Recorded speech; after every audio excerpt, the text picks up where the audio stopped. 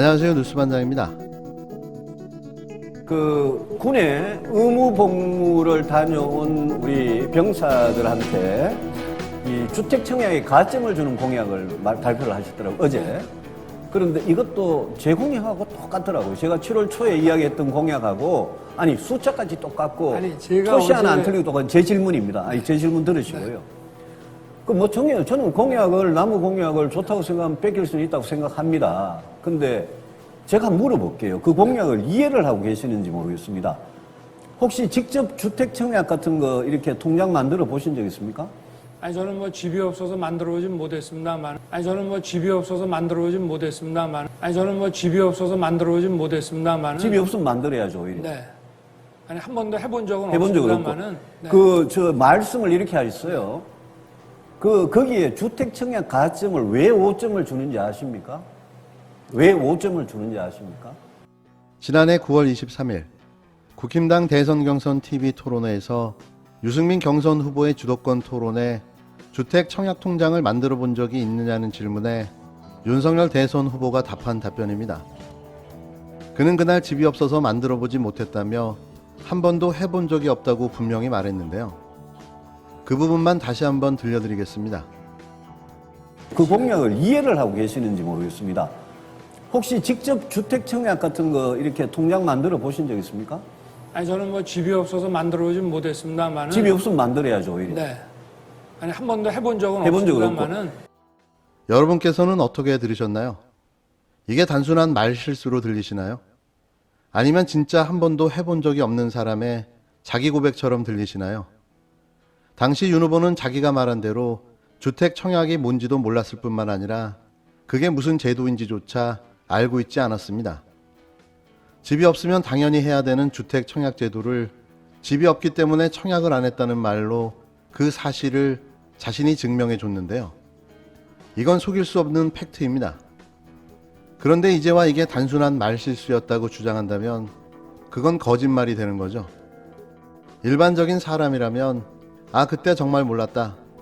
편하게 집 걱정을 안 하고 살아왔기 때문에 국민들의 삶을 이해하지 못했다. 이 부분에 대해서는 송구하게 생각한다라고 말하는 게 정상일 겁니다. 하지만 윤 후보는 모를 수가 없다고 적극 해명에 나섰는데요.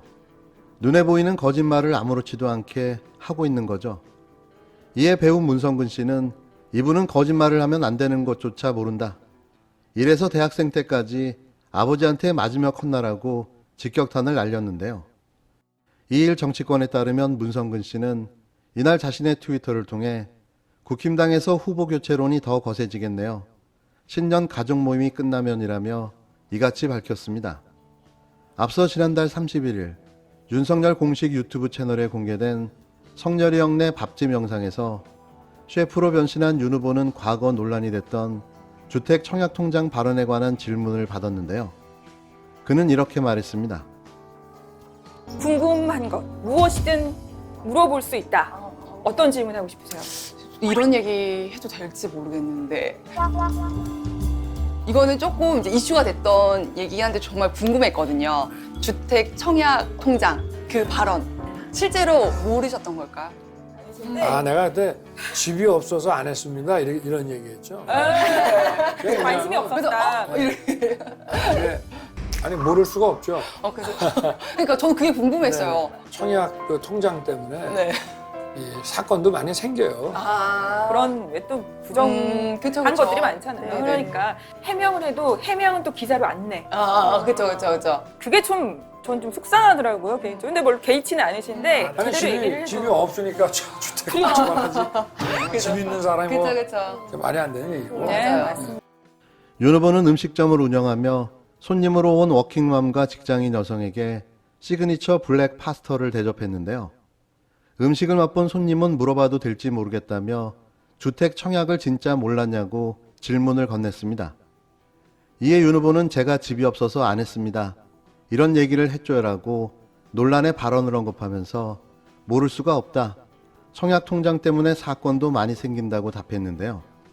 그러면서 집이 없으니까 주택 청약을 하지라며 주택 청약을 몰랐다는 말은 말이 안 된다고 재차 해명했습니다.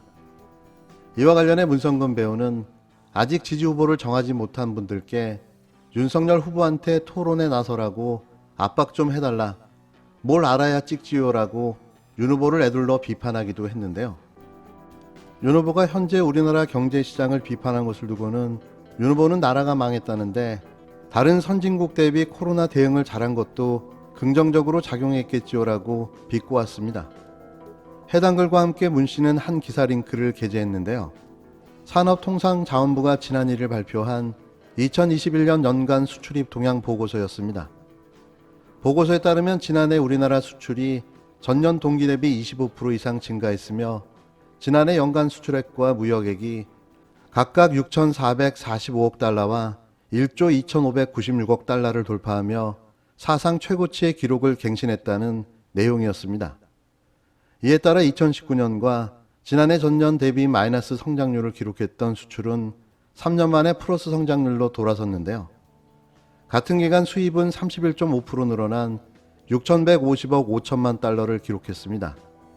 이 같은 수출 수입 증가에 연간 무역액은 1조 2,596억 달러로 사상 최대 규모를 달성했으며 이에 힘입어 우리나라의 세계 무역 순위는 9년 만에 8위로 한 단계 올라섰는데요.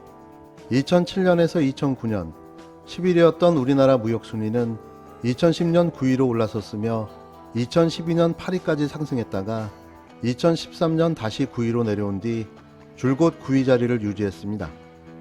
반도체, 석유화학, 자동차 등 주요 품목 수출 증가가 역대 최대 무역액 달성에 기여했다고 산업부는 분석했는데요.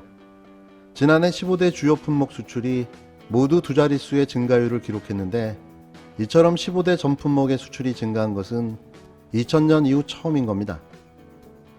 최근 문성군 배우는 윤 후보를 향해 목소리를 높이고 있는데요.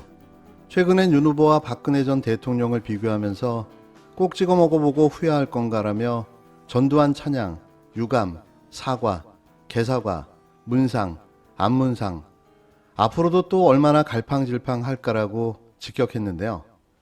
당시 그는 대한민국은 대통령 중심제 국가라면서 87년 6월 항쟁으로 대통령 직선제를 채택했지만 90년 3당 합당 때 고리가 된 내각제, 국힘 계열은 늘 내각제만 좋다며 그 이후로 대통령 1인에 의존해야 하는 위험성을 들었습니다. 근데 윤석열 후보로 내세우면 어쩌저라면서 홍준표, 유승민 후보는 그래도 20년 가까이 정치를 하는 동안 국민이 지켜볼 수라도 있었는데 이게 뭔 일일까라고 한숨을 쉬기도 했는데요. 대선 출마 선언 후 6개월 동안 보여준 윤석열의 수준과 인성은 이미 전 국민이 검증하고도 그 모자람이 없는 시간이었습니다. 아직 긴가민가한 국민들을 위해 토론회를 몇 번 거치면 그의 대선 후보 수명도 마감할 수밖에는 없을 텐데요. 이렇게 요리조리 피한다고 해결되지는 않는 거죠. 그러고 보면 이재명 더불어민주당 대선 후보는 실력도 능력도 좋지만 대진표조차 하늘이 도와주는 천운을 타고났는데요. 대통령이 안 될래야 안 될 수가 없는 거죠. 이대로 끝까지 진정성 있는 정책과 공약, 국민을 위한 항상 낮은 자세와 겸손함으로 끝없이 끝까지 최선을 다해 노력해 주셨으면 합니다. 이준석 당대표의 대전지검 수사자료 유출과 관련해서 또 한 말씀 드리겠습니다. 이번에도 또 대전지검입니다. 대체 누구의 지휘를 받기에 정치적으로 민감한 사건 사고가 대전지검에서 끊이지 않는가 이 걱정입니다. 한때 이 윤석열 후보의 최애 지검으로 유명세를 탔던 곳이기도 하고 또 윤석열 검찰과 국민의힘의 월성원전 고발 사주 의혹을 수사했던 본거지이기도 합니다. 가세연이라는 곳에 이준석 대표 의혹 폭로의 타이밍도 기획이 의심될 정도로 기가 막힙니다. 이번 이준석 대표에 대한 공격이 윤석열 후보 본인이나 또는 윤핵관들에 의해 자행됐다면 이것은 매우 심각한 상황이라고 봅니다.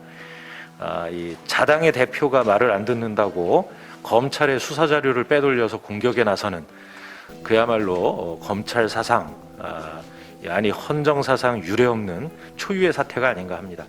이 고발 사주에 이어서 후보가 된 뒤에도 당내 파벌 싸움에까지 검찰을 동원할 정도라면 대권을 잡게 된다 할 때 과연 이 나라가 어떻게 될 것인가.